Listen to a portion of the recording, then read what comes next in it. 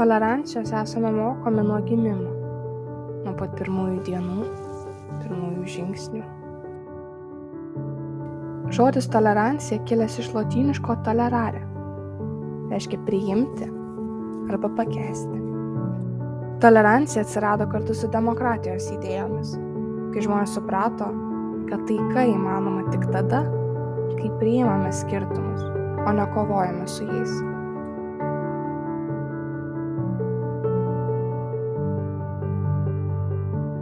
Kiekvienas turi teisę tikėti savaip. Pasaulyje šalia gyvena krikščionys, musulmonai, žydai, budistai ir netikintys. Mokinys iš Sirijos gali sėdėti toje pačioje klasėje su lietuvių kataliku ir juos jungia ne tikėjimas, o žmogiškumas.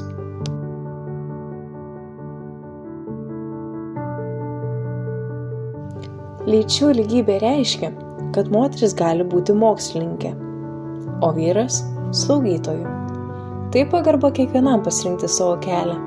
Kai vertiname žmones pagal gebėjimus, o ne pagal lytį, visuomenė tampa teisingesnė.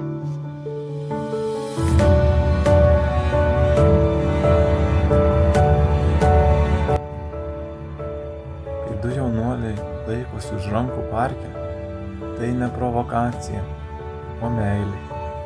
Tolerancija čia reiškia paprastą dalyką – leisti žmonėms būti savimi. Priėmimas vietoj pašaipos kuria bendruomenę, kurioje visi jaučiasi saugūs.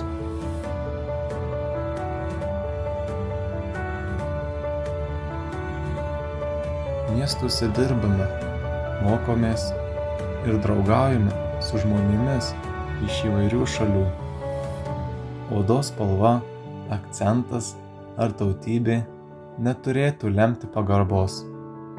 Kai žmogus iš Nigerijos dirba Lietuvoje ar ukrainietė mokosi mūsų mokykloje, tai ne grėsmė, o galimybė mokytis vieniems iš kitų.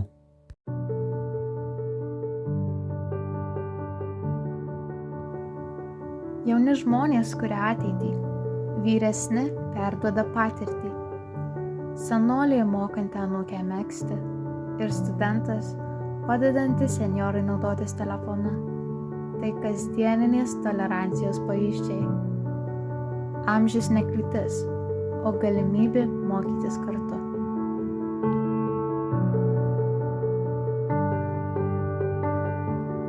Neįgalūs žmonės dažnai pasiekia daugiau nei mes manome. Sportininkai, paralimpiečiai, menininkai, programuotojai. Tolerancija tai ne gailestis, o lygių galimybių kūrimas, rampos, pritaikytos erdvės, pagarba ir supratimas. Tolerancija tai ne tik pakantumas, bet ir meilė žmogui. Kai priimame skirtumus, tampame stipresni. Priimk, suprask, gerbk.